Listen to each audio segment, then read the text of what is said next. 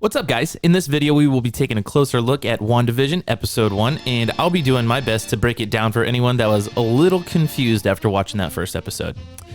I know a lot of us are excited to see new content from Marvel Studios, and this is the first show, first of many, that Marvel Studios is going to be releasing in 2021. However, almost everyone I've talked to so far said WandaVision is weird. That's the word that they're using to describe the show, is weird, and not really what they were expecting. It's clear from the beginning that this story is taking place in some sort of false reality, with episode 1 set in kind of like a 1950s sitcom sort of vibe. I grew up watching reruns of shows like I Love Lucy and Bewitched, so right away I understood the tone that the show was going for, but I know it took a lot of people off guard.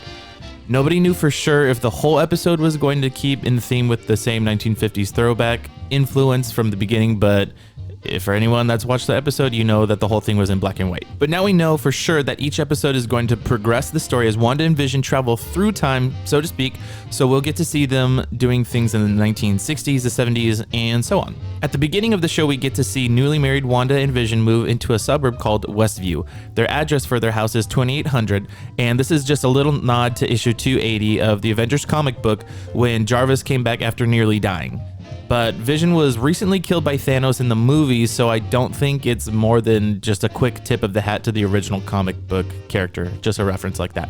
I think the script was great. It reminded me a lot of the time period they were influenced by. I thought the jokes worked, but this episode felt a little flat as far as setting up the storylines throughout the whole season and getting the audience to ask the questions about the bigger pictures of the overall story. We suspect Wanda is controlling this alternative reality because they're living in this kind of perfect world utopia, but Wanda and Vision both do not remember anything or how they got there in the first place, but the audience do not really know why they can't remember anything yet. So we just gotta keep watching and hopefully we'll get to figure out what's going on. We don't know if Wanda is captured or some kind of prisoner, or there's someone else controlling Wanda, which would end up getting pretty crazy when you think about it. We know Vision isn't controlling anything, but there is a reference to Wanda and Vision writing their story.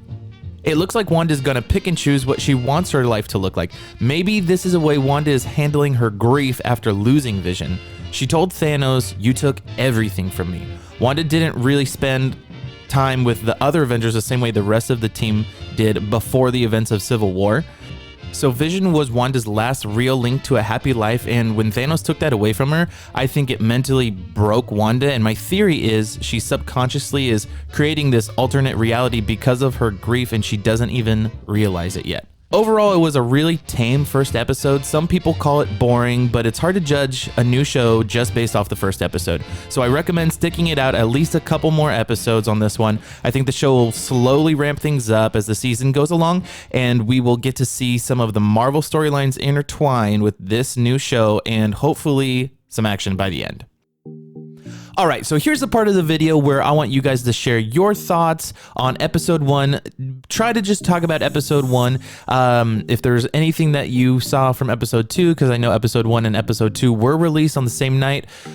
Just leave a spoiler alert if you're watching this video later on and you don't want to, have anything ruined. Just pay attention to see if anybody wrote spoilers in the comments before you start reading it, because I don't want anybody to have the show ruined for them.